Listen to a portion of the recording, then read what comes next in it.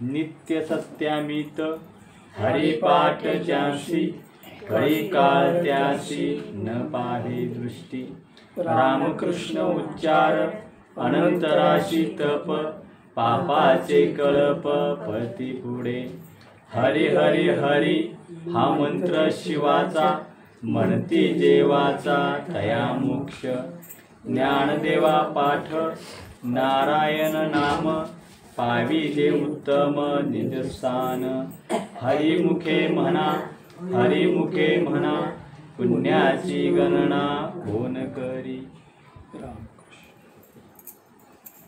रामकृष्ण उच्चार अनंत राशी तप पापाचे कळप पळते. श्री सद्गुरु माऊली ज्ञानदेवांच्या पवित्र चरणाला मनोभावानं वंदन करून तुम्हा सर्व श्रोते सज्जनांच्या पवित्र चरणाला मनोभावानं वंदन करून सेवेला आपण आरंभ करूया. रामकृष्ण उच्चार अनंत राशी तप पापाचे कळप पळते. रामकृष्ण. जीवनातलं मर्म माऊली समजावून सांगतात इथं की जो कोणी मुखानं ईश्वराचं नाम घेतो, जो कोणी आपल्या मुखानं ईश्वर नामाचा उच्चार करतो, नाम घेतो, नाम घेत घेतच तो जातो, सतत नाम त्याच्या मुखामध्ये येतं आणि ते नाम घेत गेल्यावर त्या नामाच्या राशी तयार होतात, नामाच्या राशी तयार होतात, नामाचे ढीग तयार होतात. त्यालाच तप म्हटलेलं आहे. आणि मग हे तप नामाचं जे सामर्थ्य आहे त्या सामर्थ्यानं प्राप्त झालेलं आपण केलेलं तप, त्या तपानं आजपर्यंत मी जे काय पाप केलेलं आहे, आजपर्यंत मी जे काय वाकडं तिकडे काम केलेलं आहे, ते पाप सगळं जळून जातं, ते पाप सगळं पळून जातं आणि त्याच्या तापातून आम्ही मुक्त होतो. कळतंय ना? रामकृष्ण हरी रामकृष्ण उच्चार अनंत राशी तप. अनंत राशीकडेच आपण जायचं आहे ना, मोजून घ्यायचंच नाही. मोजायचं काय असेल आपल्यातलं तर वाईट विचार मोजायचे, आपल्यातलं वाईट विकार मोजायचे आणि त्यातले किती गेले माझ्यातले हे आपल्याकडून खरं झालं पाहिजे. मग तप कशाला म्हणायचं आपण? तप म्हणजे नेमकं काय? तप ईश्वर प्राप्तीसाठी जो मी नियम करतोय तो चिकाटीनं पाळणं, तो चिकाटीनं करणं आणि तो चिकाटीनं सिद्धीपर्यंत नेणं, याला तप म्हटलेलं. कळतंय ना मला? आपण करतोय ते तपात मोडत नाही, तेवढ्यापुरतं आपलं संसारात राहून तेवढंच करायचं आपण. पण संसार सुखाचा कशामुळं होतो? ईश्वराच्या नामाचं अधिष्ठान असेल तर.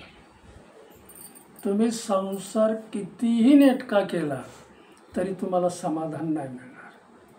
त्याच्यात सुखाची ईश्वराचं नाम नसेल तर. कळतंय ना मला काय? मग माऊलींनी तर जीवनभर ईश्वराचं नामच घेतलं आणि जे त्यांनी केलं त्यांना अनुभव आला, तो अनुभव तुम्हाला आपणाला सांगण्याचं काम त्याने केलं. माऊलींना आलेला अनुभव, आनंद कुठं आहे, सुख कुठं आहे? ईश्वराच्या नामात आहे, ईश्वराच्या ध्यानात आहे. का संसारात सुख आहे?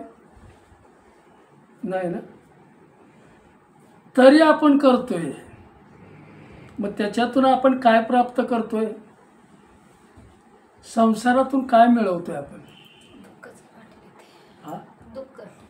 नामच आहे संसारामध्ये. हे आपण भरतोय, पण हे परत आपल्याला त्रास देणार आहे. रामकृष्ण हरे रामकृष्ण. ईश्वराचं नाम भरा तुम्ही, त्याच्या स्मरणात असा, आणि ते नुसतं आवडीनं आपण करता आलं पाहिजे, सवडीनं नाही. सवडीनं जो नाम घेतो त्याच्याकडे ईश्वर लक्ष देत नाही. आवडीनं घेतलं पाहिजे. मग आवड आपल्याला कधी लागेल ईश्वर नामाची? त्याची गोडी लागली पाहिजे. गोडी लागली की त्याची आवड निर्माण होते, आणि आवड जर एकदा निर्माण झाली की त्याचा रस चाखता येतो आपल्याला. हा रस सगळी इंद्रिय आपली चाखतात, एकटं इंद्रिय नाही. मग सगळी इंद्रिय जर हा रस चाकू लागली तर सगळ्या वृत्ती आपल्या ईश्वराभोवतीच फिरतात. रामकृष्ण हरे राम. आणि ईश्वराच्या भोवतीच सगळ्या वृत्ती जर आपल्या फिरायला लागल्या तर ईश्वराचं दर्शन आपल्याला झाल्या वाचून होतच. त्याला ईश्वराच्या कृपेला तो पात्र होतो. मला काय म्हणायचं, पण इथं माऊली पुन्हा समजावून दुसरी बाजू सांगतात की ईश्वराचं नाम स्वतः संत महात्म्याने घेतलं, त्याचा अनुभव घेतला, आणि तो अनुभव ते सांगण्यासाठी पुन्हा आपल्याकडे आले. अनुभवच त्याने दिलेला आहे. संसार करणाऱ्या माणसाला विचारा की तुम्हाला त्याच्यात समाधान आहे का? 60 वर्षाच्या 70 वर्षाच्या माणसाला विचारा, संसारात समाधान आहे? आवाज तुम्ही सांगा. इतक्या वर्ष आपण संसार करतो, त्याच्यात समाधान आहे का आपल्याला? रामकृष्ण हरे राम. तरी आपण करत आलो. का करत आलो? संसार आपण का करत आलो? आपलं अज्ञान आहे ते.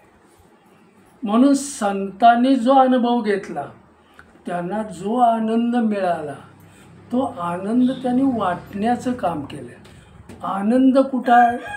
समाधान कुठं आहे? सुख कुठं आहे? तर ईश्वराच्या नामात आहे. मग ईश्वराचंच नाम मी घेतलं पाहिजे, ईश्वराचंच मी ध्यान केलं पाहिजे, त्याचंच नाम संकीर्तन आपल्याला गाता आलं पाहिजे. मला काय सांगायचं, माऊलींचा मी अनुभव सांगतोय तुम्हाला त्यांनी दिलेला.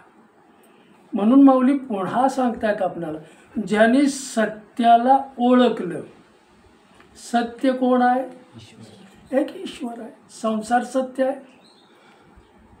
काहीच नाही सत्य संसारात.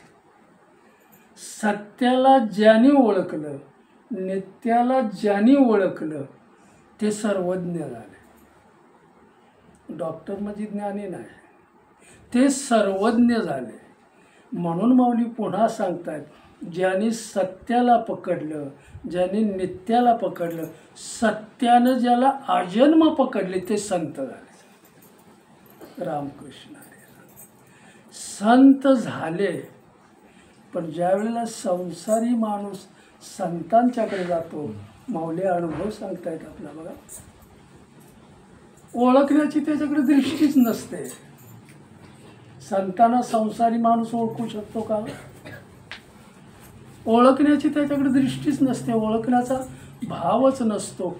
मी कोणतरी आहे या भावानं तो संतांच्याकडे जातो. रामकृष्ण हरे रामकृष्ण. संत बरोबर त्याला ओळखतात. हा संसारात गुंतलेला माणूस आहे, आपल्याकडे यायची काय गरज नाही. तो इथं आलेला आहे, तो अहंकारानं आलेला आहे, मोठेपणा आपला घेऊन आलेला आहे. इथं मग मोठेपणामुळं संत महात्मे त्याला ओळखू येत नाही. मग संतांना नावं ठेवण्याचं काम तो करतो. कळतं ना मला? काय आजचा विषय मी थोडं आपण उंचीवर जातो. आता संतांना नावं कोण ठेवतं? संसारी माणसं ठेवतात. यांना काय काम नाही म्हणून आपलं रामनाम. असं घडतं का? रामकृष्ण. संसार पाठमोरा करता आला पाहिजे. संसारातलं काम उद्या होईल आपल्याला. पण परमार्थात तुम्हाला तसं नाही करता, वेळीच केलं पाहिजे. ईश्वरानं मला आयुष्य दिलेलं आहे, ते मर्यादित आयुष्य आहे. मर्यादित याचा अर्थ किती आपणाला आयुष्य आहे? 70 वर्षे, बारी बारी 90 वर्ष. मग ह्या 70 वर्षाच्या आयुष्यात मी काय केलं पाहिजे?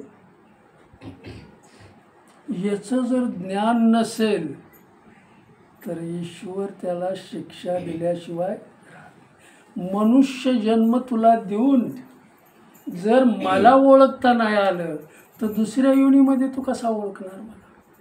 कळतंय ना? रामकृष्ण तो नावं ठेवतो. म्हणून संत महात्मे जे कर्म करतात ते राम करता म्हणून करतात. माझा राम करताय, माझा भगवंत करताय म्हणून ते कर्म करतात.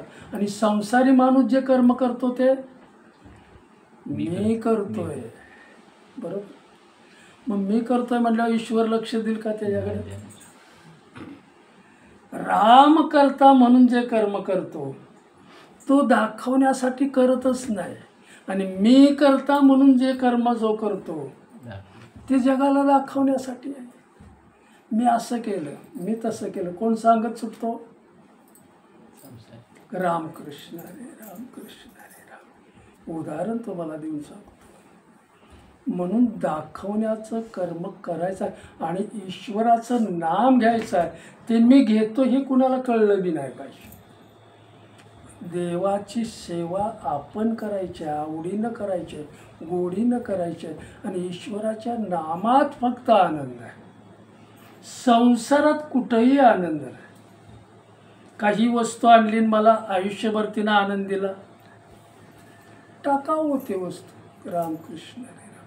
संसार हा टाकाऊ आहे, संसार हा त्यागी आहे. त्याच्यात मला त्याग करता आला पाहिजे. पण आपण त्याला पकडून ठेवतो. रामकृष्ण हरे राम. पकडून ठेवल्यामुळे आसक्ती झाली की आम्ही ईश्वरापासून लांब जातो. नाही, माझं अजून काम झालेलं नाही, माझी तब्येत बरोबर नाही, मला अमकं करायचं आहे. आणि मग मी संसार मला सोडूसा वाटत नाही. आणि मग दुःखाच्या खाईत माणूस बुडत जातो. त्याला दुःख मिळतं का सुख मिळतं? आणि मग शेवटी पश्चाताप करून काही उपयोग नाही. काय वेळ गेलेली असते. म्हणून ईश्वरानं दिलेलं आहे आपल्याला आयुष्य, ते मर्यादित आहे. 70 वर्षाचं मला आयुष्य दिलं, 72 वर्षाचं आयुष्य दिलं. ह्या 72 वर्षामध्ये तुम्ही काय केलं त्याचा जाब शेवटी विचारतो ईश्वर. त्यानुसार तुम्हाला शिक्षा होते. रामकृष्ण हरे राम. उदाहरण देऊन तुम्हाला सांगतो. रामकृष्ण हरे. तुकाराम महाराजांना देहू गावात तुम्ही राहायचं नाही. रामेश्वर भट्टाने आदेश दिला देहूगावच्या पाटलांना. बघा, शास्त्री असू द्या, पंडित असू द्या, तो जर अहंकारात जगत असेल, मोठेपणात जर जगत, हे पहिले अहंकारीच होते. रामकृष्ण. वाचलेलं ज्ञान आहे, अनुभवातलं ज्ञान नाही. ते कसं येतो ते मी तुम्हाला सांगतो. मंबाजी तुकाराम महाराजांच्या बाजूला. तुकाराम महाराजांचा नेहमी द्वेष करायचे. का? कशामुळं? तुम्ही म्हटलं स्पर्धा, तू मोठा का मी मोठा. तुकाराम महाराज फार लीन, भगवंताने आपण. आणि हा मोठेपणात. रामकृष्ण हरी. कुणाला मोठेपणा दाखवतात? कुणाला दाखवतात? रामकृष्ण हरी. न मोठेपणा आपण कुणाला दाखवतो? मी असा आहे. लोक घेतात का तुमचा मोठेपणा? रामकृष्ण हरी. घेत नसलो रे, आपण दाखवण्याचा प्रयत्न. हे दाखवणं आहे आपलं. मी करताय. मग मी करता तू काय? आतमधला राम निघून गेल्यावर तू करता? ह्याला काहीच अर्थ नाही. काय याला? हे गोंदवलेकर महाराजांनी ओळखलं. आणि कितीही तुला आरोग्याचा त्रास जर असेल, शरीर तुझं लुळंपांगळं असेल, शरीर तुला जर रोगग्रस्त, तू माझ्याकडे रामाच्या औषधानं, राम नामानं मी तुला पूर्ण बरा केल्याशिवाय देह जावो अथवा राहो पांडुरंगे धरावो. मला जिवंत ठेवणारा कोण आहे? आतला राम आहे. मग आतला आत्माच निघून गेल्यावर ह्याला कोण ठेवणार आहे? कळतंय ना? फार कळवळ्यानं मी सांगते. तुकाराम महाराजांना देहू गावामध्ये राहू द्यायचं नाही, गाव सोडायला सांगा. मम्माजी बुवा रामेश्वर महाराजांच्याकडे गेले, त्यांची तक्रार केली, यांना गावात राहू द्यायचं. तुकाराम महाराजांच्या कानावर आलं. म्हणले मला रामेश्वर भट्टांना भेटायला गेलं पाहिजे, मला गावातून हाकल केलं. आणि म्हणून काय म्हणतात, वाघोलीकडे गेले, रामेश्वर भट्टांच्याकडे गेले आणि भट्टांच्या समोर उभे राहिल्यावर त्यांचे ईश्वराचं स्मरण केलं, त्याच्यात पवित्र चरणाचं दर्शन घेतलं. हा मोठेपणातच आहे. आणि मग त्यांच्या मुखातून जी वाणी बाहेर आली तो श्रवण करत बसला. रामशास्त्री काय म्हणतात, रामेश्वर भट्ट. रामेश्वर भट्ट इतका त्याच्यात मग्न झाला, पण त्याचा मोठेपणा परत उफाळून आला की हा एक कुणबी आणि मला शिकवायला लागलाय. तुला हे बोलण्याचा अधिकार नाही. आपला मोठेपणा रामकृष्ण का अधिकार नाही? सर्वांनाच अधिकार आहे, पण हा म्हणतो की तुला हे बोलण्याचा अधिकार नाही. शास्त्री म्हणून, पंडित म्हणून, धर्माधिकारी म्हणून लोकांनी त्याला रामकृष्ण. मग याचं ऐकलं पाहिजे. लीन झाले, ती वाणी ऐकली आणि मोठेपणात त्यानं आणि म्हटले तुम्ही आता अभंग करायचे. तुकाराम महाराजांना सांग. तुकाराम महाराज विनवणी करतायत आणि मी केलेले अभंग आत्तापर्यंत जे लिहिलेले आहेत त्या अभंगाचे काय करू? त्यावेळी त्यांनी आदेश दिला त्या क्रोधावस्थेमध्ये की हे सगळं तुम्ही इंद्रायणीत बुडवून टाका. रामकृष्ण मोठेपणावर मी सांगते, संतांना ज्यांनी ओळखलं नाही कधीच आनंद समाधान त्यांना मिळालं नाही. संत आपल्याकडे येऊन तुम्हाला नाम देतात आणि तो घेण्याचा जर अधिकार आमच्याकडे नसेल तर मग आम्ही किती दुर्दैवी असलं पाहिजे.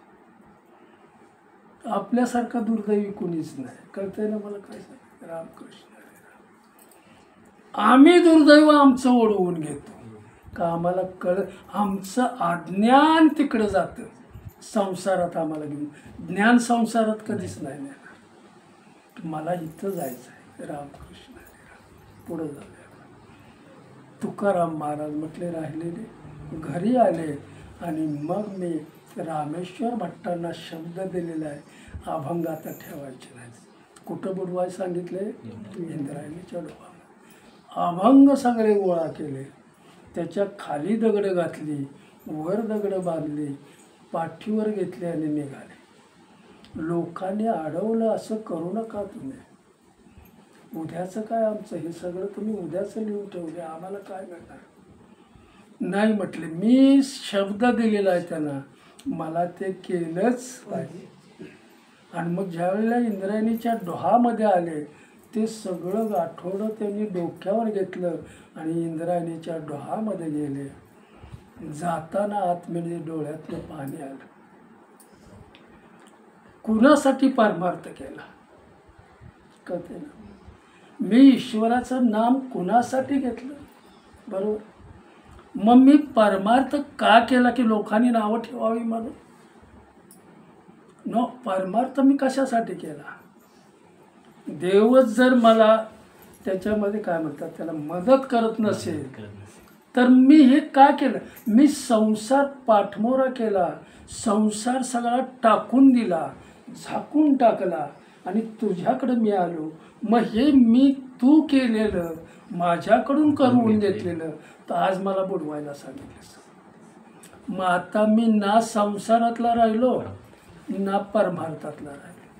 बघा इथं कळवळ्यानं मला सांगायचं. मग आता मला सांभाळणारा कोण आहे? म्हणून आजपासून सगळं बंद. संसार तर सोडलायच, फक्त आता तू आणि मी, तू मला ठेवायचं का तू मला गाडायचं तुझ्या हातात आहे. आणि म्हणून त्याने ते गाठोडं बुडवलं. काय म्हणतात, मंदिराच्या बाहेर तुळशी होती, तुळशीच्या शेजारी दगडावर बसले आणि मग तिथंच उठले नाही. आवडी बातीनं अक्कानं सांगितलं, घरी चला, मी येणार, अन्न पाणी वर्ज, एक तर तू मला तुझ्यात सामावून घे, नाहीतर मी इथं बसून जीवच देणार. संसार आता मला करायचा नाही. तुला जी काय करायचं असेल ते करा. टोटली देह म्हणजेच देह जावो अथवा राहो पांडुरंगी द्र. आपला भाव तसा आहे का? एक श्रीफळ नारळ त्याला देतो, फोडतो लोकांच्याकडे, त्याच्याकडं अनेक आपण मागतो. 2 फुलं ठेवतो, ती बी ओरबडून आणलेली असतात लोकांच्या वेलीची. रामकृष्ण हरी. त्याच्यासमोर देव आशानं पावायचा, भाव द्यायचा आहे, त्याला जीव द्यायचा आहे. आणि जीव तुम्ही त्याला दिला तरच तो आपल्याकडे येणार आहे. कळतंय ना मला? काय तुम्ही असं काय म्हणतात, गाऊन नाचून रामकृष्ण भाव बळे आकळे एरवी नाकळे. त्याला काय द्यायचं, काय द्यावे याशी व्हावे उतराई. ठेवीला पायी जीव. जीव जो द्यायला तयार होतो ना, भगवंत त्याच्याकडे आल्याशिवाय राहत नाही. कारण आपण इथं माऊली समजावून सांगतायत आपल्याला की जे मी किंवा चोर एखादा देवाला नवस बोलतो, तो चोर काय नवस बोलतो देवाला? चोर नवस करतो तो की मला चोरी सफल माझी झाली पाहिजे, चोरीत मला धन मिळालं. अरे दुसऱ्याचं लुटण्यासाठी तुला इथं पाठवलं आहे? मला कळवळ्याने मी सांगतो, संसारी माणूस सुद्धा भगवंताकडे जे मागतो, जे नवस करतो ते असंच आहे, मला संसारातलं मिळू दे. आम्हाला देव नको, पण संसारातलं पाहिजे. कोण म्हणते असं? संसारी माणूस, ही चोर माणूस, ही लटकी माणसं आहेत. त्यांना अध्यात्म कळलेलं, देव कळलेला कळतं. पुढे इथं दगडावर बसले, ईश्वराच्या नामात खाणं नाही, पिणं नाही, काय नाही. 1 दिवस गेला, 2 दिवस गेले, 13 दिवस गेले आणि निश्चित पडले.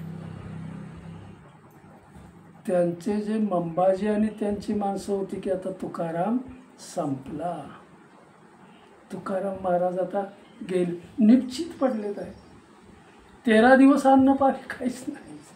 पण 14वा जो दिवस उजाडला त्यावेळेला सावळं पांडुरंग त्यांच्या समोर आलं.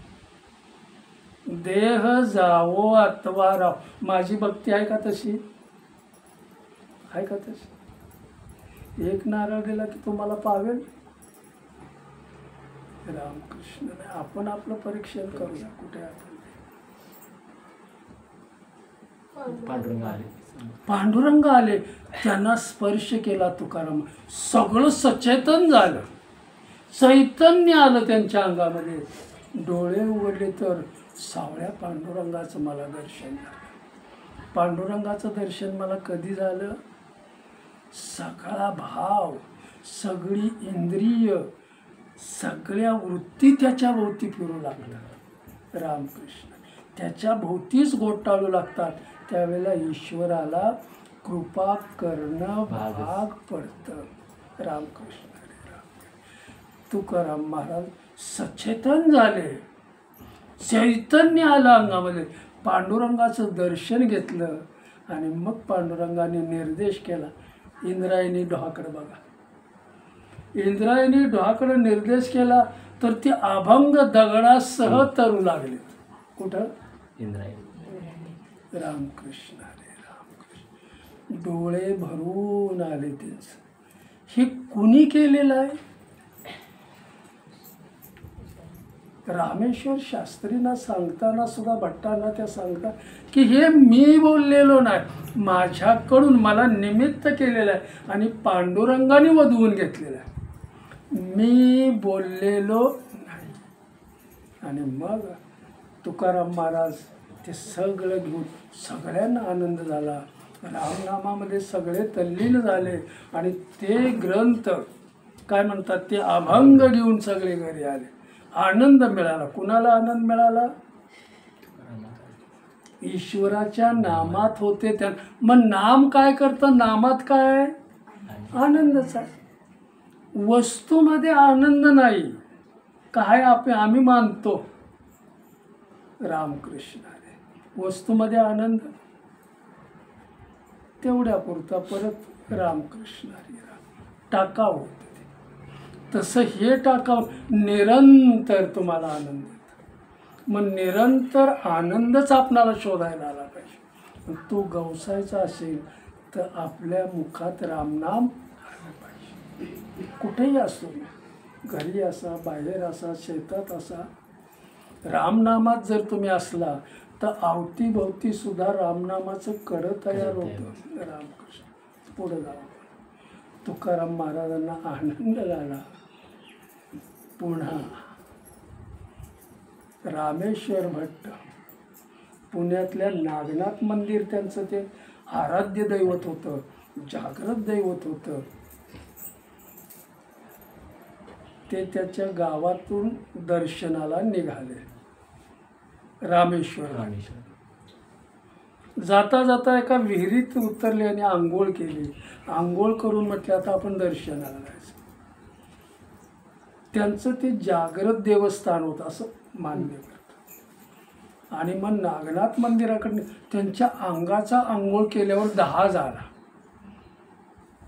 अंग काय म्हणतात त्याला, जळू लागलं. 10 झाला अंगाचा, भडके व्हायला लागले अंगाचे. दर्शन त्याने केलं, औषध पाणी केलं, घरी आले, सगळं झालं. बरेच दिवस गेले पण अंगाचा दाह काय कमी झाला. सगळं औषध पाणी झालं पण कुणाचाच गुण नाही आला. आणि मग शेवटी ते आळंदीला आले आणि माऊलींना साकडं घातलं की याच्यातून मला बरं कर. बघा, थोडक्यात आपण सांगून पुढे जाऊया. माऊलींच्या जवळ आले, साकडं घातलं, याच्यातून आता तूच मला सोड, याच्यातून मला तू बरं कर. माऊली म्हणतात थोडी तुझ्याकडे पुण्याई होती म्हणून तू माझ्याकडे आलास. सुचत नाही. रामकृष्ण हरे राम. थोड्या पुण्याईनं तुला माझ्याकडे आणलेलं आहे.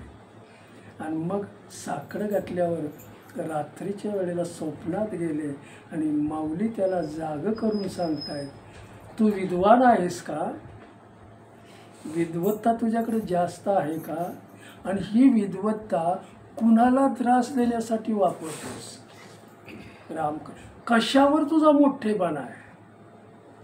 कुणाला मोठेपणा दाखवतोस? जो विठ्ठलाचा दास आहे, जो विठ्ठलाचा सद्भक्त आहे, त्याला त्रास देण्यासाठीच तुला हे ज्ञान मिळाले का? रामकृष्ण हरे राम. कुठं ज्ञानाचा तू उपयोग करतोयस? कुणाच्या जीवावर तो आधार काय म्हणतास मोठेपणा करतो? कुठलं ज्ञान आहे तुझ्याकडे? रामकृष्ण समजतंय ना? फार थोड्याशा पुण्याईनं माझ्याकडे आलायस म्हणून विद्वत्ता तुझी मिरवू नकोस. रामकृष्ण काय म्हणतात?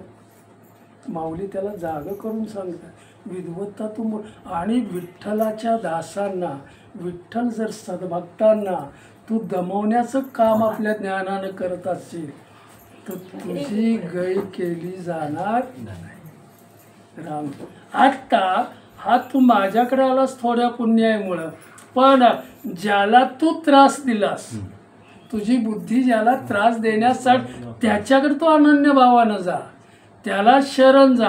आणि त्यानं जर तुझ्यावर काय म्हणतात कृपा केली, दृष्टी ती दाखवली तर तू मुक्त होशील, नाहीतर तू याच्यातून मुक्त होणार नाहीस. आणि संतांना दमवल्यामुळं, त्यांना त्रास दिल्यामुळं, विठ्ठलाच्या सद्भक्तांना गांजणूक त्यांची केल्यामुळंच हा तुला त्रास होतो. वर्म मी सांगितलं ते सगळं. कमी जीवन येत जाऊ प्रवचनाला. राम मी सतत सांगतो, जास्त जेवण झालं की ऐकायला येत नाही. काय येत नाही, ते जेवणाची नशा झोपेकडे घेऊन जाते आपला. रामकृष्ण जाग कर, कारण हा आनंद आपण घ्यायचा आहे. आनंद कुठं आहे? ईश्वराच्या नामात आहे. आणि याचं ज्ञान आपल्याला संतांनी करून दिलं. नाम त्यांनी वाटण्याचंच काम केलेलं आहे, नाम देण्याचंच काम. आणि सगळ्यात भगवंताला आपलासा करण्याचा जर उपाय कोणता असेल तर ईश्वराचं नाम आहे. साधा आणि सोपं. झोपून घ्या, उठून घ्या, चालत घ्या, बसून घ्या, त्याला नियम नाही. रामकृष्ण रामेश्वर भट्ट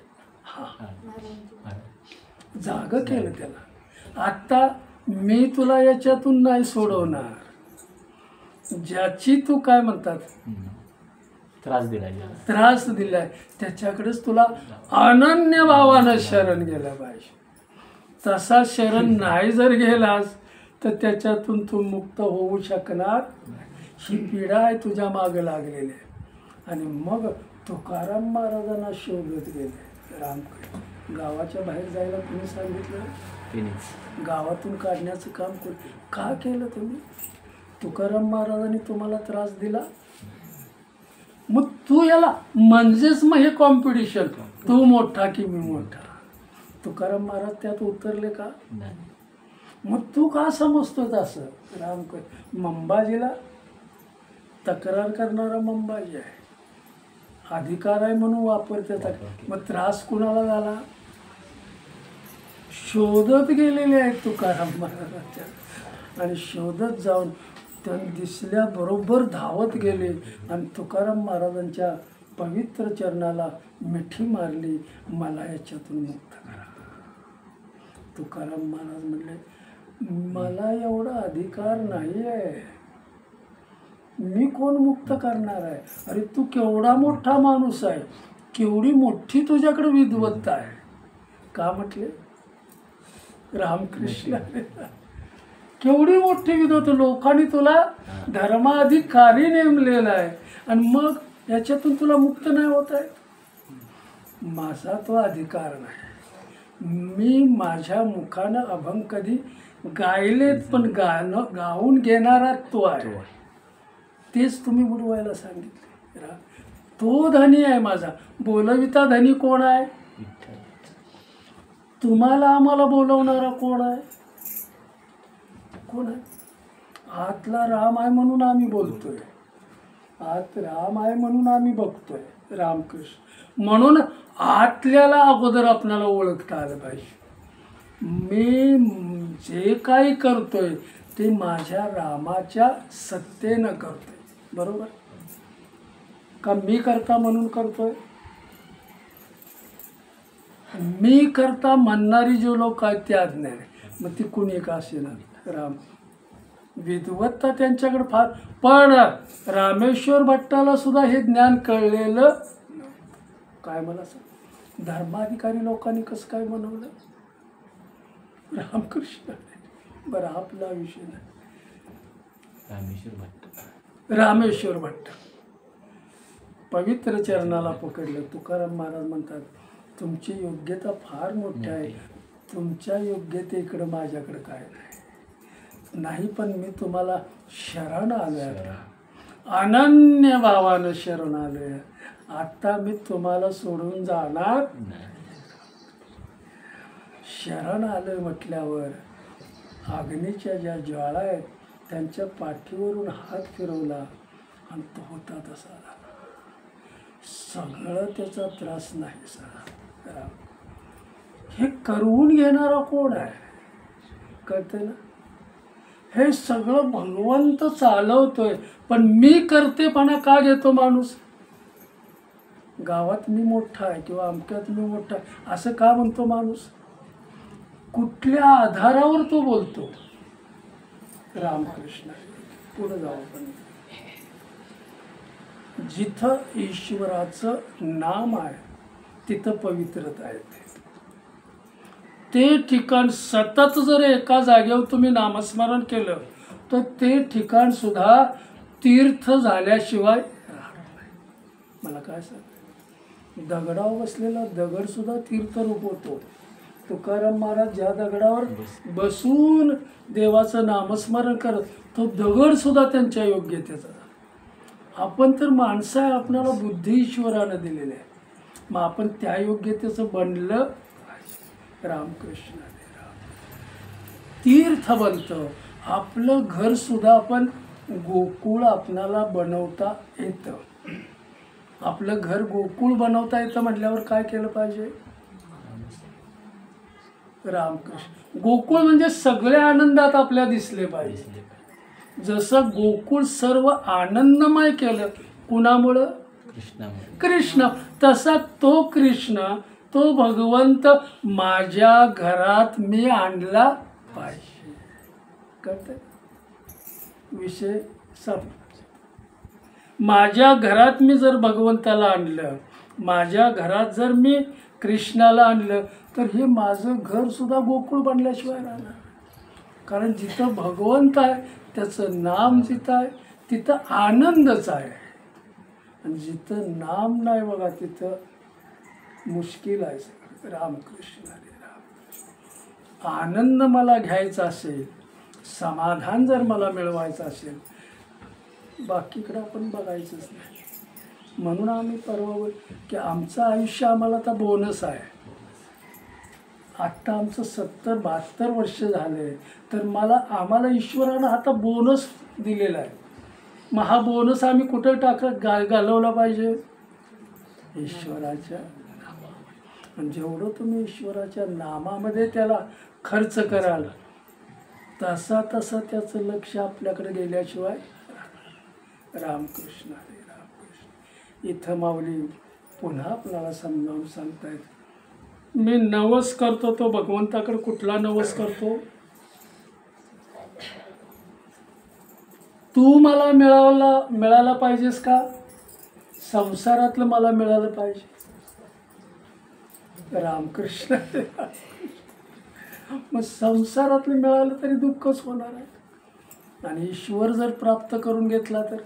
म्हणून मी मगाशी आमची चर्चा की ईश्वर नामाकडं जायचं असेल, त्याच्या स्मरणाकडे जायचं तर तुम्हाला थोडा त्रास आहे.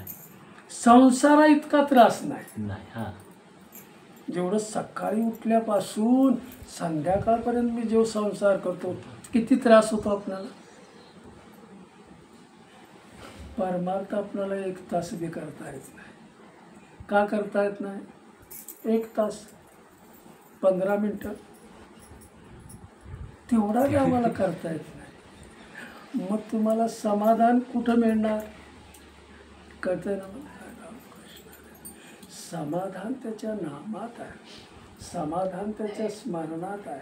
आणि तेच मला जर करता येत नसेल तर हा संसार तुमच्या बोकांडी बसल्याशिवाय मग तुम्ही कुतणार. हा रामकृष्ण. भोका आम्हीच घेतलेला आहे त्याला. रामकृष्ण. संसाराला आम्ही डोक्यावर घेतलाय सगळं, मग कुतणार कोण? दुःख कुणाला होणार? रामकृष्ण. मागे उदाहरण मी दिलं, रामकृष्ण परमहंस किंवा विवेकानंद महाराजांचं.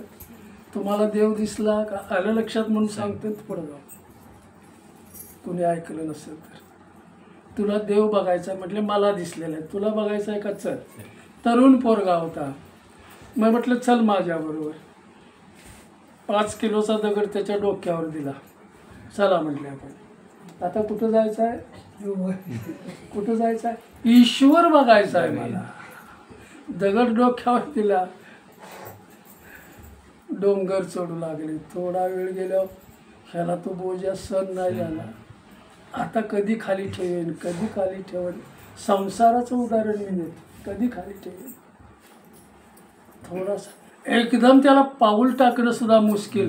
आणि मग त्यांच्याकडं वळले विवेकानंद, लय जर झाले खाली ठेवू का. त्यावेळेला विवेकानंद महाराज घेताना दगड किती किलोचा होता आज? 5. आत्ता किती किलोचा आहे? मग आता तुला ओझं का झालं? ओझं का? तो मी 5 आहे, इथपर्यंत 5च आहे तुला.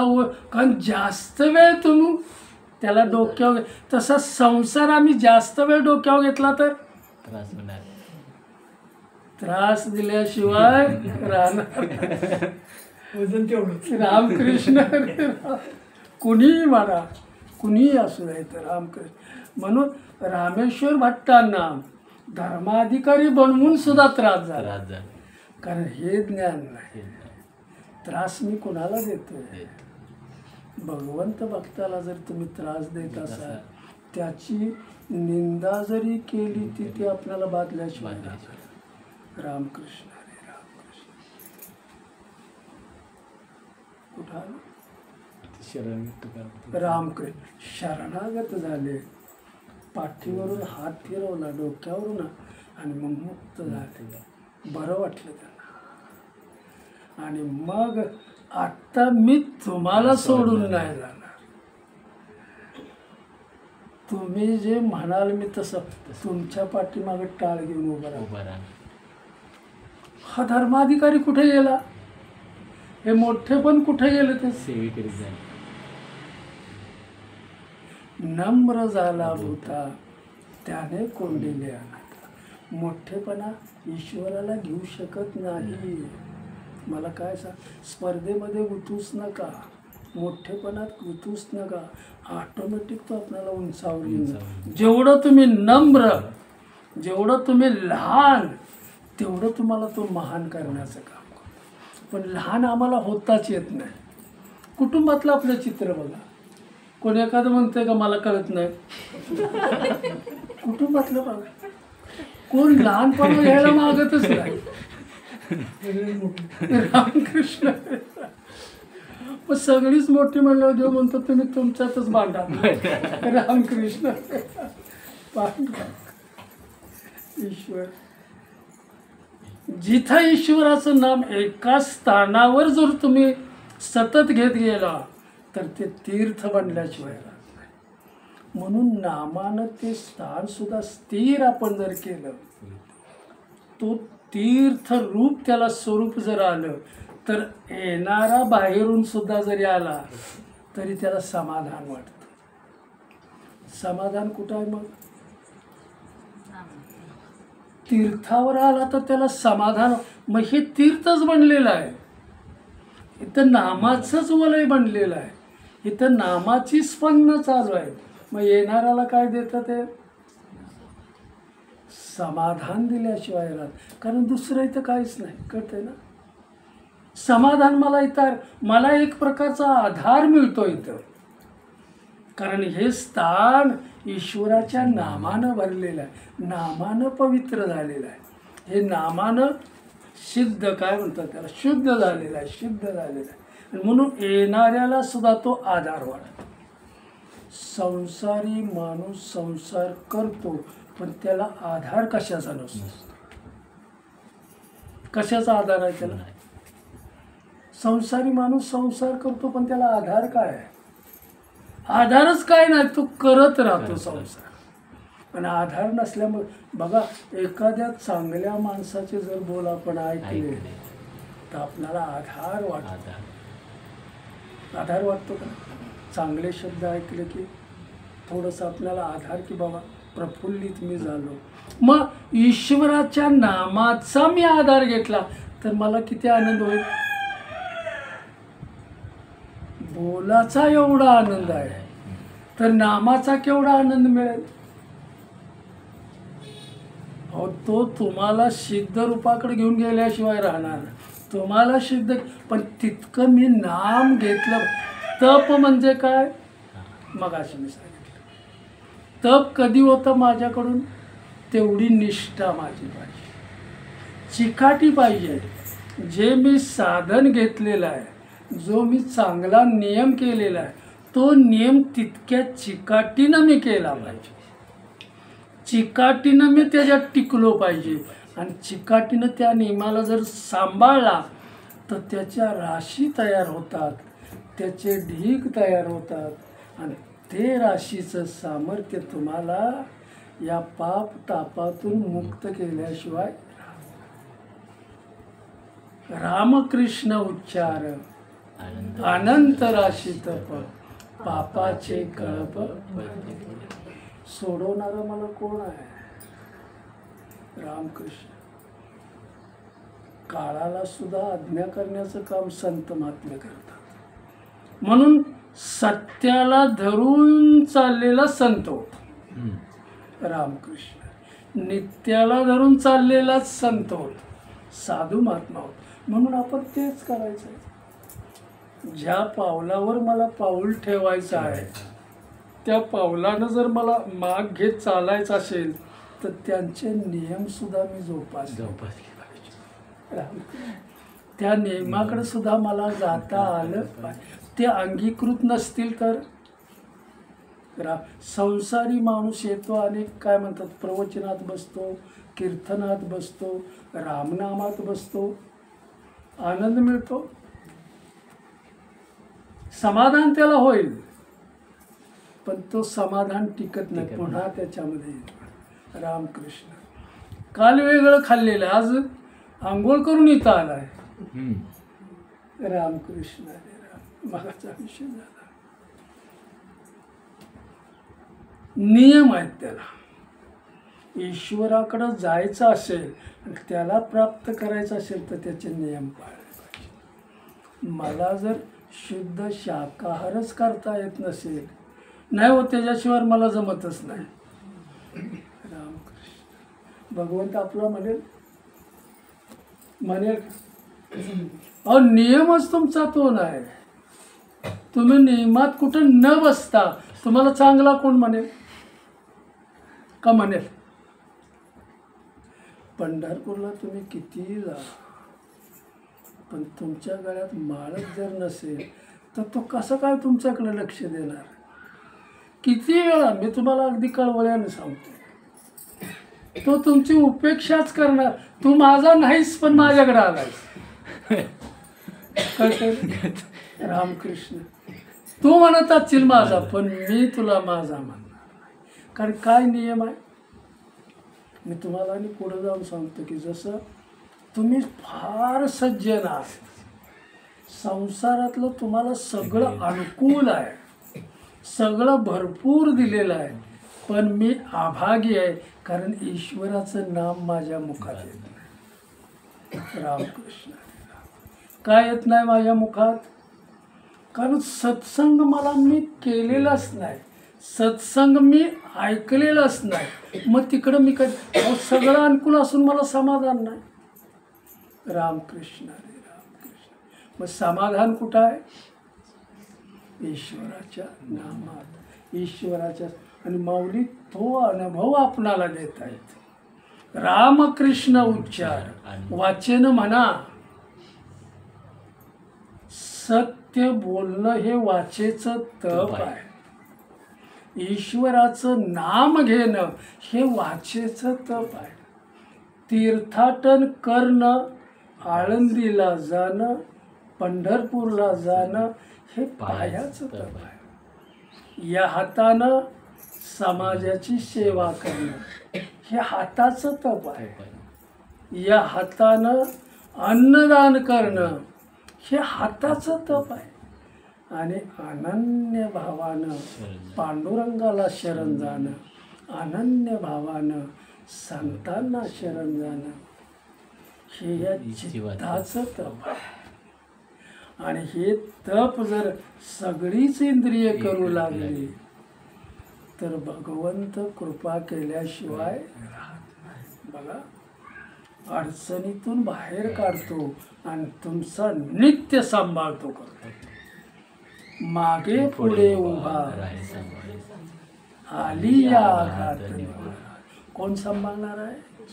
म्हणून मी करतेपणा टाकून द्या. मी करता नाहीच, माझ्याकडून तो करवून घेतो. हे ज्ञान मला झालं पाहिजे. रामकृष्ण हरी.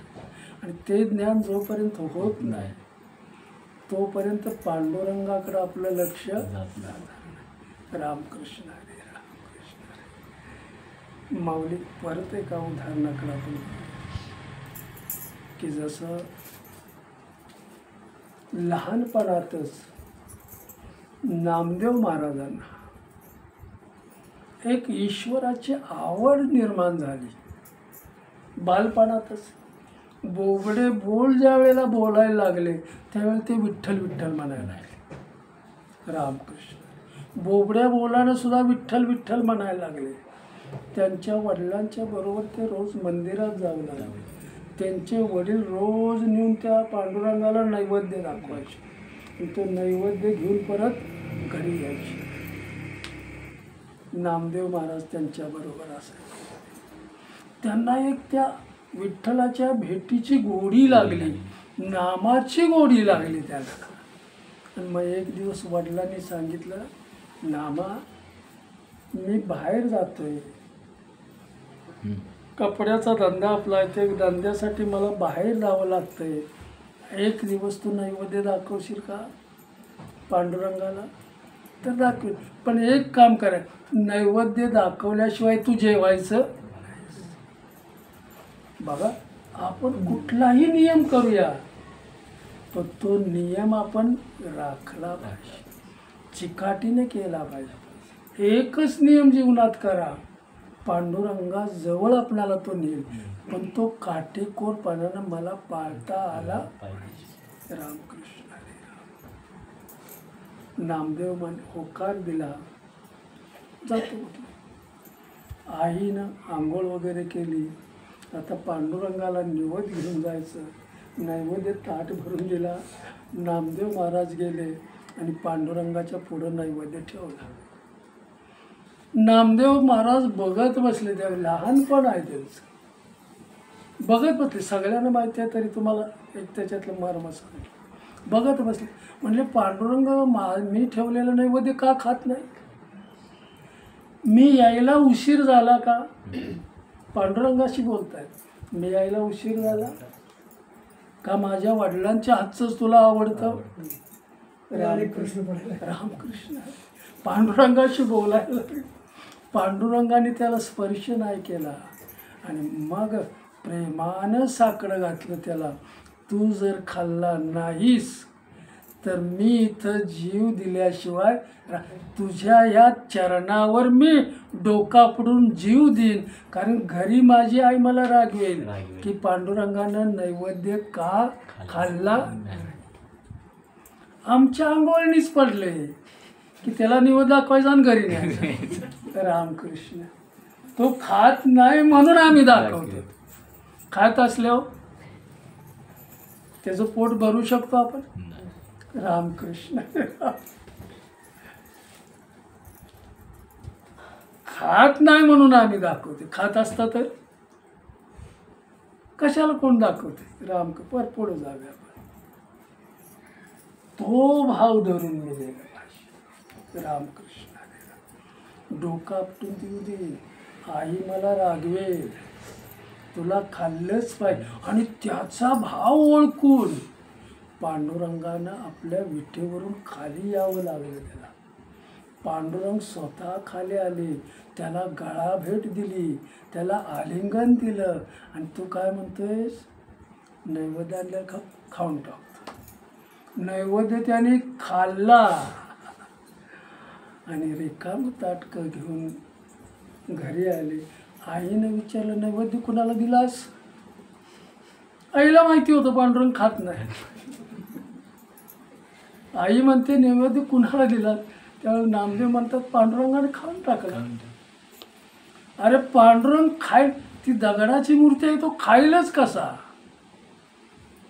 तेवढ्यात त्याचे वडील आले धंद्यावरून आणि ह्यांचं संभाषण ऐकलं. तू म्हणतोयस ना पांडुरंगाने खाल्ला, उद्या तुझ्या बरोबर मी येणार. कसा खातोय मला बघायचं आहे. रामकृष्ण. अरे रामकृष्ण. परीक्षा आहे.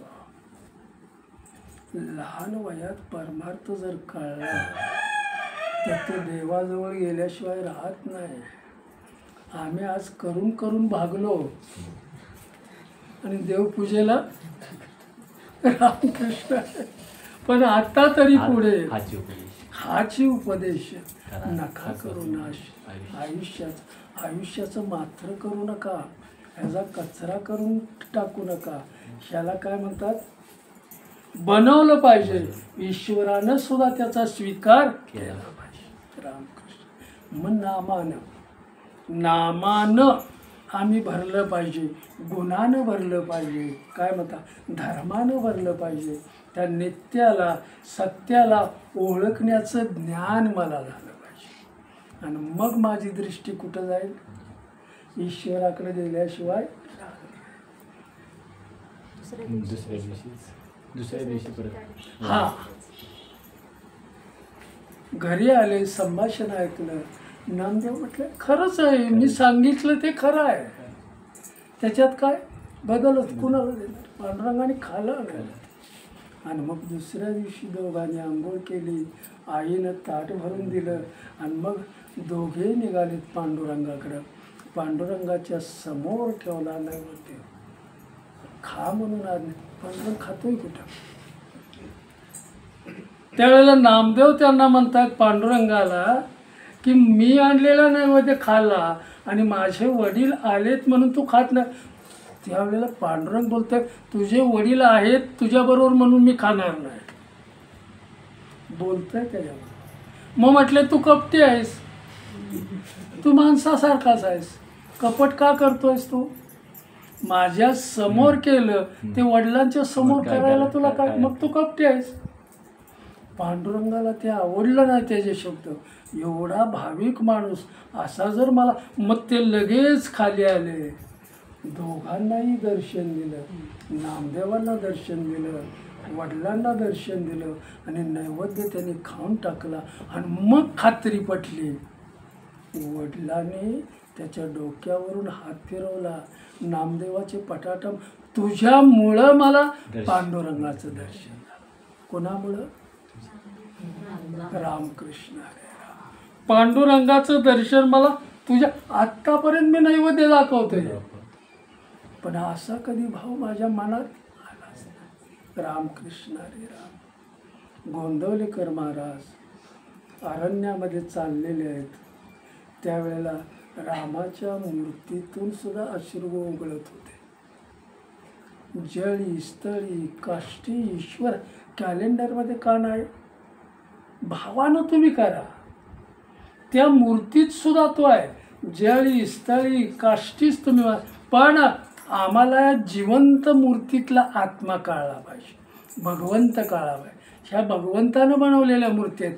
आम्ही बनवलेली मूर्ती लवकर नाही कळणार, त्याच्यातला भाव लगेच नाही बसणार. पण ह्या जिवंत मूर्ती बनवल्यात ईश्वरा, याच्याकडे तुम्ही देव म्हणून जे जे भेटे भूत ते ते मानजे भगवंत. भक्तीचा नियम कसा घालून दिलाय माऊलींनी. जे जे भेटे ते ते मानिजे भगवंत. हा भक्ती योग जाण माझा.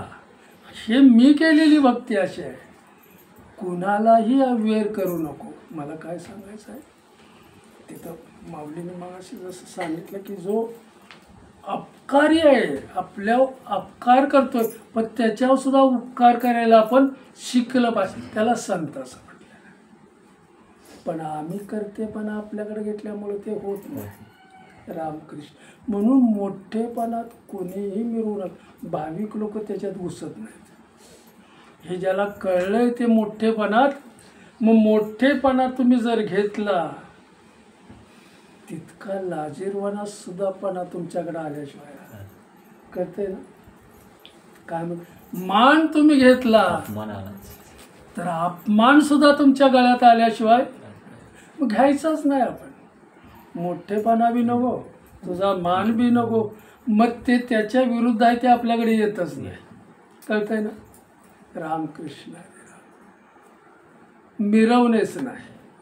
म्हणून माऊली समजावून आपल्याला सांगतायत माझं मन द्रश्याकडे पळतं. माझं मन कुठं पळतं? जगाकडे पळतं. बहिर्मुख आहे मन. ते सारखं जगाकडे पळतं. ते जगाच्या वस्तूकडे पळतं. मग हे बहिर्मुख झालेलं मनाला समाधान मिळेल का? बहिर्मुखाला कधी समाधान मिळतच नाही. रामकृष्ण. आणि म्हणून नाम जो घेतो त्याचं मन, त्याची वृत्ती भगवंताकडे वळली जाते. नामधारकाची वृत्ती कुठं वळली? भगवंताकडे वळली. म्हणून ज्याच्या मुखात नाम आहे तो कुठं वळतो? भगवंत प्राप्तीकडंच. भगवंताच्या मार्गावर आणण्याचं काम संतांनी आपल्याला केलं. स्वतः घेतलेला अनुभव ते आपणाला सांगत आहे. रामकृष्ण उच्चार अनंत राशी तप पापाचे कळप हळते. मग पाप जर आपल्याकडून निघून गेलं सगळं, पाप जर नामानं आपल्या घालवलं सगळं, तर ताप त्याला होईल का? तापाची काय गरजच नाही. तो येणार बी नाही. कळतंय ना? रामकृष्ण हरे रामकृष्ण हरे राम.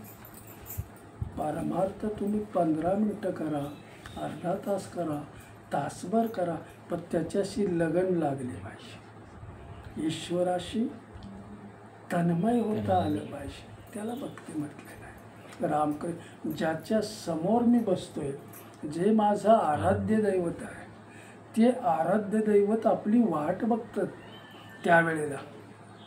त्या स्थानावर मी गेलो की ते वाट, ते मागं पुढं आपल्या बरोबरच असतं. आणि म्हणून त्यावेळेत मी तेच केलं पाहिजे. पण जो सतत नाम घेतोय ना, त्याच्याबरोबर त्याला सतत थांबणं गरजेचं आहे, बरोबर जाणं गरजेचं आहे. रामकृष्ण. म्हणून तुकाराम महाराज म्हणतात, मी ज्यावेळेला घरात असतो त्यावेळेला विठ्ठल माझ्याबरोबर आहे, बाहेर मी जातो त्यावेळेला विठ्ठल माझ्याबरोबर आहे. मग मी काम कसं करतो? माझं कर्म कसं करतो? मी भगवंताला साक्षी ठेवून केलेलं कर्म चांगलंच होणार का? रामकृष्ण. कुठलाच दुष्टपणा मनात नाही. हा चांगला, हा वाईट मनात यायची काय गरजच नाही. म्हणून ज्याचं मन शुद्ध झालेलं आहे तिथं अशुद्धपणा राहत नाही. कळतंय ना मला? आणि जिथं अशुद्धपणा आहे तिथं नको तो विचार आल्याशिवाय. रामकृष्ण हरे रामकृष्ण. आधार मी कुणाचा घेतोय? ईश्वराच्या नामाचा जर मी आधार घेतला तर तुमचं जीवन यशस्वी झाल्याशिवाय आनंद घेऊनच तुम्ही जाणार, समाधानच घेऊन तुम्ही जाणार. आणि म्हणून माऊली इथं सांगतात, इथं जसं मी या स्थानावर आलो की मला बरं वाटतं, मला आधार मिळतो. बोलाचा एखाद्याचा आधार, तर नामाचा आधार घेतल्यावर. पण ज्याला आधारच नाही ते मी करतो. आता आम्ही जे करतोय ते ज्याला आधारच नाही. रामकृष्ण. संसारी माणूस उठल्यापासून आपल्या स्वार्थासाठीच कष्ट करतो. बरोबर? एवढं कष्ट कुणासाठी? सकाळी उठल्यापासून ते रात्री झोपेपर्यंत कुणासाठी कष्ट? कुणासाठी? कुणासाठी कष्ट करतो? आपल्यासाठी. रामकृष्ण. कुटुंबासाठी, स्वतःसाठी. आपल्या स्वतःसाठीच नाही तसं. रामकृष्ण. कुटुंबासाठी, दुसऱ्यासाठीच करतो. तो दुसऱ्यासाठी करतोय कष्ट. बरोबर. रामकृष्ण. मग दुसऱ्यासाठी केलेले कष्ट वाया जात नाही. तो परोपकार झाला. दुसऱ्यासाठी केलेले कष्ट हा परोपकार झाला. संत महात्मे म्हणताय तू अपकारी माणसावर सुद्धा परोपकार करायला शिक, म्हणजे तुझा कर्तेपणा राहणार. मग कुटुंबात तुमचा कर्तेपणा आहे का अकर्तेपणा आहे? रामकृष्ण.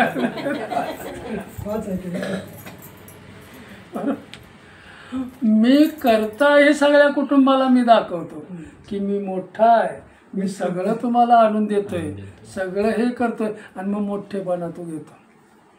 पण ह्या मोठेपणामुळे तो खाली जातो. कधीच मोठेपणा घेऊ नका. मी जे करतोय तो राम माझ्याकडून करून करून घेतोय.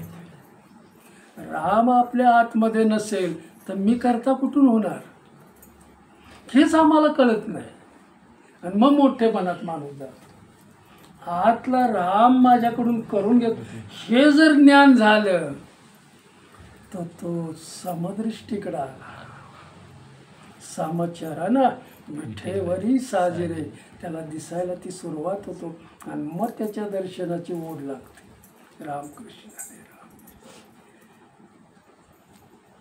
अज्ञानी माणसं तुम्हाला सांगतात कुटुंबासाठीच जगतात, अहोरात्र कुटुंबासाठीच मिळवतात, त्यांच्यासाठीच का, आणि शेवटी ते कुटुंब त्याला सांभाळण्याचं काम करतं का? हा, ते कुटुंब त्याला सांभाळतं का? तुम्ही अजून चालतं फिरताय म्हणून ठीक ठीक आहे, आहे. तुम्ही झोपून बघा. रामकृष्ण. शरीरात अंगात ताकद नाही आणि मग तुम्ही बेडवर पडून बघा, तुम्हाला कोणी विचारतं?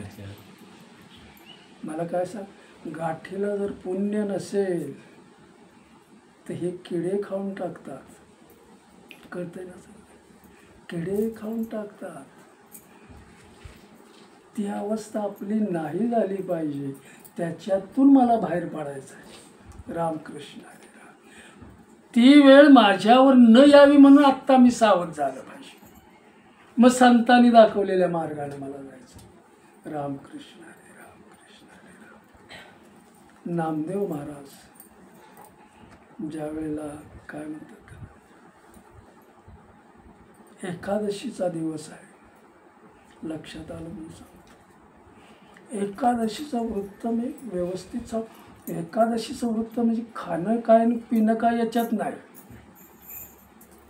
कळतंय ना मला? तुम्ही भाकरी खावा, पण नियम असला पाहिजे की भगवंताचं नाम मुखात आलं पाहिजे. आम्ही उपवासासाठीच काय म्हणतात एकादश करतो. एकादशीला काय खायचं? एकादशीला काय खायचं? गाडगी महाराजांनी झुणका भाकरी खाली एकादशीला. पण नामदेव महाराजांचा नियम होता एकादशीला मी फळफळावरच खाणार, दुसरं काही नाही देणार. आणि माझ्या घरामध्ये एखादा जर मागायला आला, भिक्षुक जरी आला, तरी मी त्याला अन्नदान नाही करणार, मी त्याला फळफळावरच देणार. अन्नदान मी करणार नाही. भगवंताला वाटलं की आपण ह्याचीच परीक्षा घ्यावी, काय करतोय बघावं. मग एका ब्राह्मणाचं रूप, वयस्कर ब्राह्मणाचं रूप घेऊन त्याच्या द्वारात आले. एकादशीचा दिवस आहे बघा. मोठेपणा आणि लीनता. लीनता माणसाकडे कधी येते? लीनता तपाचे ढीग झाले पाहिजेत, तो लीन झाला. रामकृष्ण हरी राम. लीन माणसाला बनला, तो बनवतो कोण? ईश्वराचं नाम. कारण सगळीकडेच तो लहान आहे, कुठं जाईल तिकडे लहानच तो असतो. महान तो दाखवतच नाही महानपणा, पण ईश्वर त्याला महान करतो.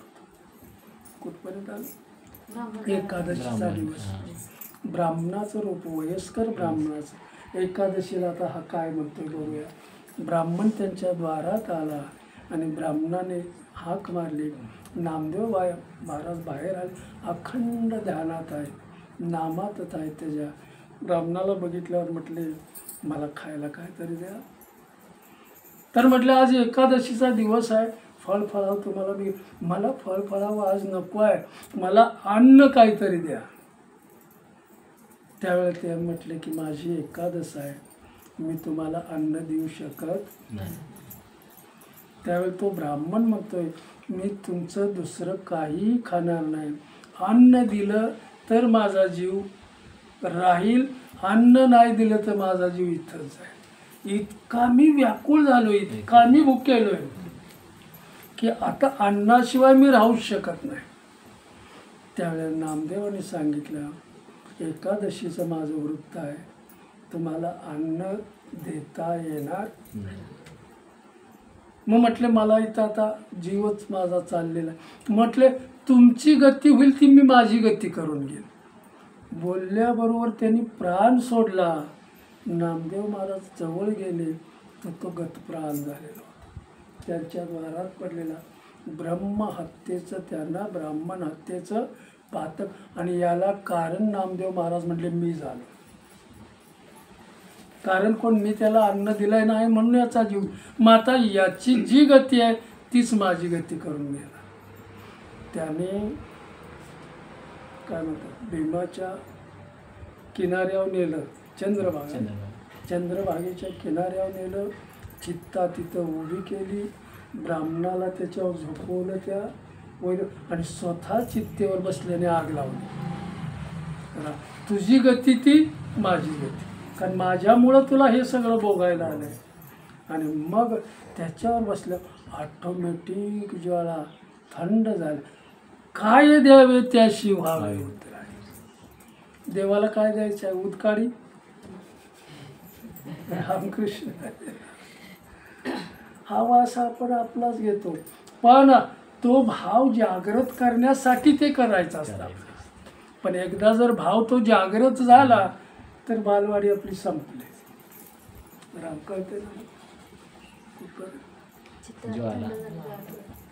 चित्तेवर बसले स्वतः, आणि मग ते प्रेत उठून भगवंताने साक्षात त्याला, अरे तुझी मी परीक्षा घेतली.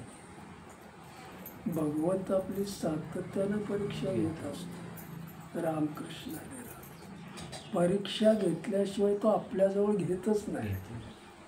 आपल्यावर संकट काय येतात, आपण म्हणतोय संकट माझ्यावर येतात, पण ती का? की तुम्हाला सावध करण्यासाठी असतात. ईश्वराचं नाव अजून तुझ्याकडून कमी होते बरं का, अजून घेतलं पाहिजे म्हणून संकट. मग घरातले आपणाला बोलणार, नको तो आपल्यावर दोष लावणार. का बरं असं होत आहे? बरं की अजून तितकं मी भरपूर नाम घेतलेलं नाही. मग ह्यांच्याकडून येतं शिकायचं. आपत्ती आणणारा कोणतरी असतो. रामकृष्ण हरी राम. बिदरला गेले नामदेव महाराज. एका त्यांच्या शिष्याने त्यांना बोलवलं आणि सगळा समुदाय घेऊन बिदरला चालले. रामकृष्ण हरी रामकृष्ण हरी. नामदेव महाराज त्याच्यामध्ये तल्लीन व्हायचे ईश्वराच्या नामात. विठ्ठलाची आज्ञा घेऊन त्याच्याकडे निघाले. रामकृष्ण हरी. एका शिष्याच्या घरी जायचं. त्यावेळेला ते बिदरच्या याच्यामध्ये प्रवेश करताना ही कोण टोळकी आहे म्हणून तिथं एक मुसलमान राज्यकर्ता होता, त्यांनी पाठवलं. त्याच्या हाताखाली एक मराठी माणूस होता, काय ते पंतच म्हणून. त्याला म्हटलं कोण आले तर आपलं सैनिक घेऊन जावं ना, ते एखाद्या वेळी कोणतरी आपल्यावर स्वारी करत असते. त्यावेळेला त्यांच्या तो प्रधानची जो होता त्याला पाठवलं त्याने. त्यांनी सगळं तर म्हणले नामदेव आहे, आपला माणूस आहे, हा ईश्वर भक्त आहे, ईश्वराच्या नामाचा गजर करत तो येतोय. आणि मग सगळे त्यांना राजाला येऊन सांगितलं, त्या शांत असाही विठ्ठल सगळे भक्त आहेत, आणि त्याच्यामध्ये नामदेव महाराज आहेत, ते खरे विठ्ठलाचे भक्त आहेत, कुठलंही संकट आपल्यावर नाही. तर म्हटलं आमच्या राज्यामध्ये एवढा नामाचा गजर का करावा त्यांनी? आमचा अपमान त्याने केलाय. कशामुळं? नामाचा गजर केल्यामुळं अपमान. हा मोठेपणा माणूस मिरवतो. राम मी राजा आहे, माझी परवानगी घेतली नाही, हे कसे काय माझ्या राज्यात? त्यावेळेला म्हटलं त्यांनी परत आदेश दिला, त्यांना थांबवलं. म्हटले त्यांना सगळ्यांना इथं काय म्हणतात त्याला घेऊन या माझ्यासमोर. घेऊन तिथं आले. रामकृष्ण हरी म्हणतच आले. तिथं त्यांना उभं केलं. दुसरा दिवस उजाडला. म्हटले तुम्ही विठ्ठलाचे भक्त का नामदेवांना? तर म्हटले प्रधानजींनी सुद्धा सांगितलं. तर म्हटलं आता तुम्ही नाम घेत घेत तिथं आलाय. तर त्यांनी एका गाईला आणलं समोर, आणि गाईचं त्या खाटकात काय म्हणतात त्याला कापली गाईला समोर. आणि नामदेवाला सांगितलं आता याला जर तू जिवंत करून दाखवलंस तर तो विठ्ठलाचा भक्त आहेस. तू या गाईला जर जिवंत केली नाहीस तर तुम्हा सगळ्यांना मुसलमान करणार, तुम्हाला सगळ्यांना मी वाटतो. तुम्हाला मुक्त करणारं कोण आहे?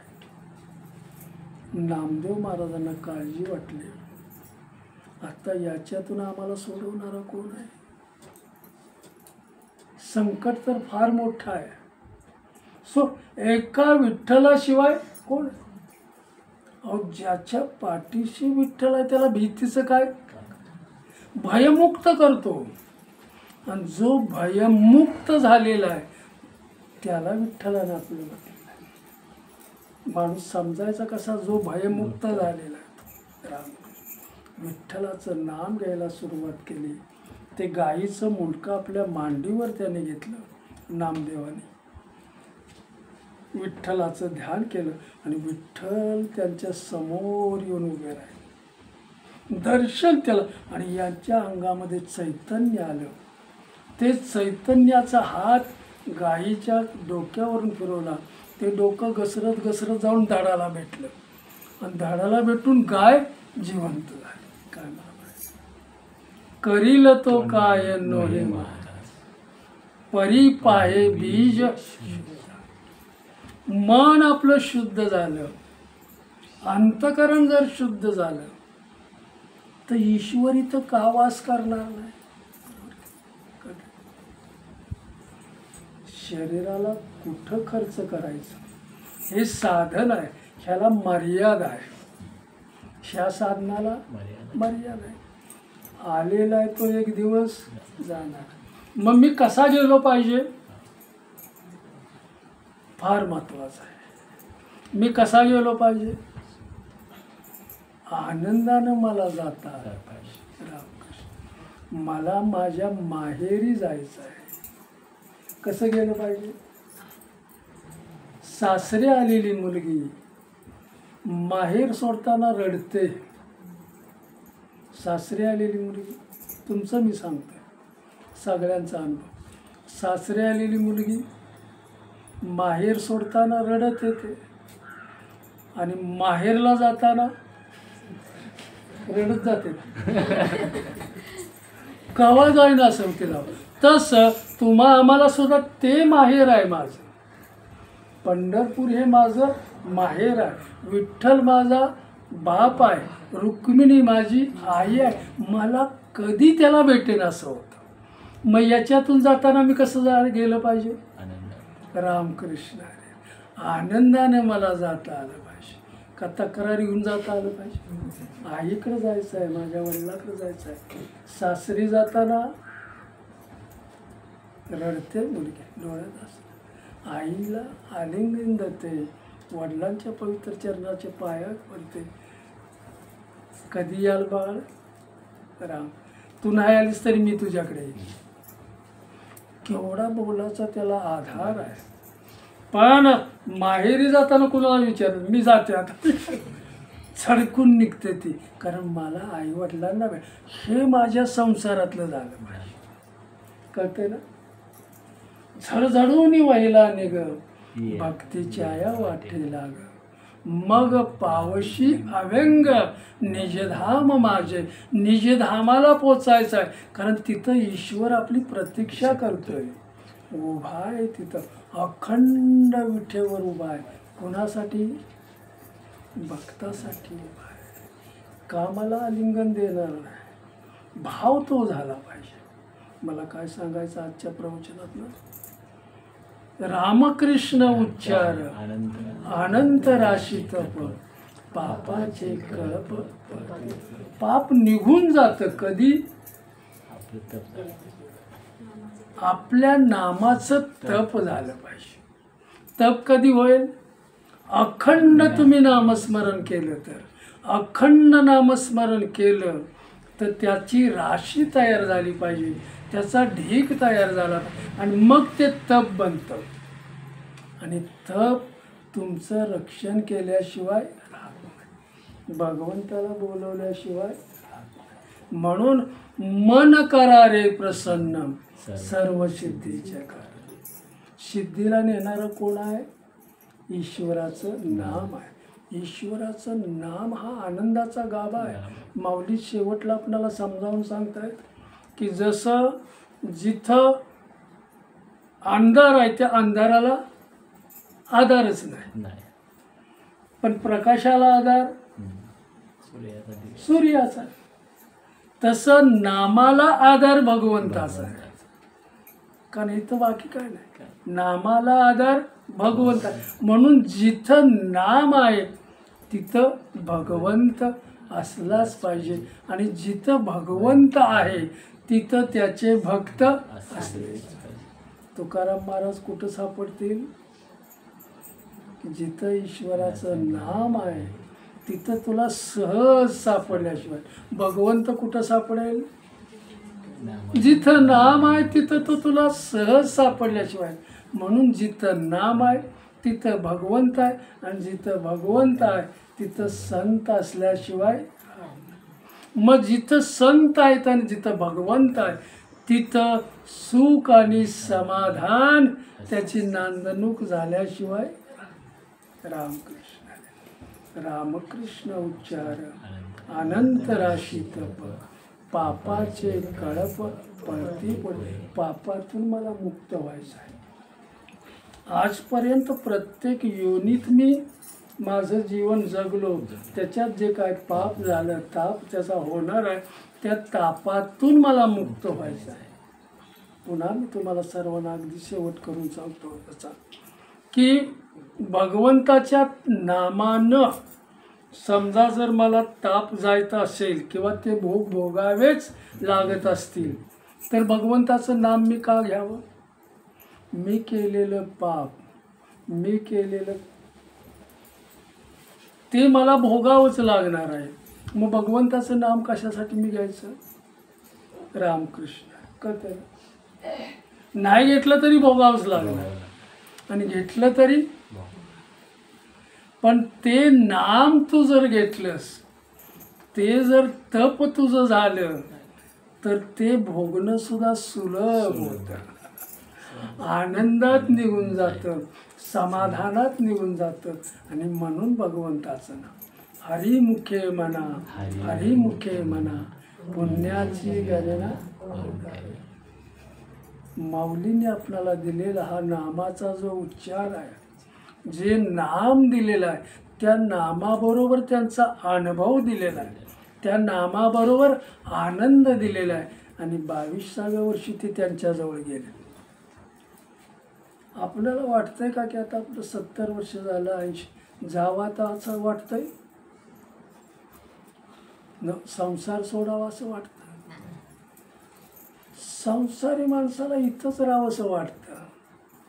का वाटतं? एवढं. आणि मग त्याला इतकं भोगायला येतं की त्या जीवाला वाटतं आता गेलेलं चांगलं. बरोबर वाटतं? भोगायला आलं की वाटतं की आता नको बाबा, आता गेले, कोणच विचारत नाही मला, नाही का? रामकृष्ण खायला बी काय नाही. बघा मला काय, तुकाराम महाराजांना हा पडले, आत्ता जर मला गावातून बाहेर काढलं पाटलानं तर मी जाणार कुठं, खाणार काय? आणि म्हणून त्याच्याकडे गेले, त्याला भेट झाली, पण त्यांना पुन्हा यावं लागलं. मला काय म्हणा, जे कर्म मी करतोय ना, तुम्हाला मी नाम देण्याचंच काम करतोय, मग मला तुमच्याकडून काय मिळणार? नामच मिळणार आहे. आणि म्हणून तुकाराम महाराज म्हणतात, राजे जरी भेटायला आले तरी तुझा खजिना मला नको, मी नाम घेतोय, मला नामच दे. कळतंय ना मला? सुख द्या, सुख द्या निसर्गाचा, निसर्गाशी एकरूप राहा, तुम्हाला आनंद मिळेल. आता ऊन कसं इतकं, मग कसा बाहेर जावं लक्षातच नाही आणायचं. इतका पाऊस मी कसा जाऊ? अजिबात नाही. ईश्वरानं जे दिलेलं आहे ते आनंदानं स्वीकारा. आणि त्याच्या काय म्हणतात, या परिस्थितीशी तुम्ही एकरूप जर झाला, तक्रार रहित तुम्ही झाला तर तुम्हाला आनंद निश्चित आहे. तक्रार घेऊन भगवंताकडे जरी गेला तरी तुम्हाला आनंद नाही. कळते? रामकृष्ण हरे राम. संसार पाठमोरा करायला शिका. 15 मिनटं करा, अर्धा तास करा, 1 तास, जशी तुम्हाला गोडी लागेल तसं. रामकृष्ण उच्चार अनंत राशी तप, पापाचे कळप पळती पुढे. पाप तुमच्या जीवनातलं निघून जाईल. पाप गेलं की ताप सगळा निघून जाईल आणि मग जीवनामध्ये आपल्या फक्त आनंदच आपणाला मिळेल, समाधानच मिळेल. मग हे समाधान ईश्वराच्या नामात आहे, म्हणून नामच घेतलं पाहिजे. नाम हे आनंदानं भरलेलं आहे, समाधानानं भरलेलं आहे. आणि ते मी घेत गेलो तर मला समाधानच आहे. मग समाधान मला कुठं मिळेल? ते तप केलं पाहिजे. त्या वृत्ती सगळ्या त्याच्या भोवती घुटमळल्या पाहिजे. ती वृत्ती जर त्याच्या भोवती घुटमळत राहिली तर तुम्हाला देवाचं दर्शन झाल्याशिवाय राहणार नाही. मला आजच्या सेवेनं इतकं सांगायचं, कळवळ्यानं माऊलींचा जो अनुभव मला थोडा कळला तोच मी तुम्हाला देण्याचा प्रयत्न केला आहे. आणि म्हणून हरिमुखे म्हणा, मुखानं सतत त्याच्या नामाचा, रामकृष्ण नामाचा उच्चार करा. पाप थांबणार नाही, तप देणार नाही, तुम्हाला मोकळं केल्याशिवाय राहणार नाही. आणि मोकळा झालेला माणूस परमार्थ चांगला करतो. का संसार डोक्यावर घेऊन आपण परमार्थ करू? आम्ही पंढरपुरात गेलो तरी मागं कसं आहे तुझं, ते म्हशीनं दूध दिलं का? अरे पंढरपुरात आलाच कशाला, की असं कर नाही का? संसारातलं विचारत आपण बसतो. मग पंढरपुरात येऊन काय केलं मी? दर्शनाचा योग्य भाव नाही माझ्याकडे. मला काय सांग, तो भाव जपला पाहिजे आणि तिथपर्यंत मी गेलं पाहिजे. मला काय सांग, तो भाव आम्ही घेऊन जात नाही. संसार सगळा घेऊन जातो.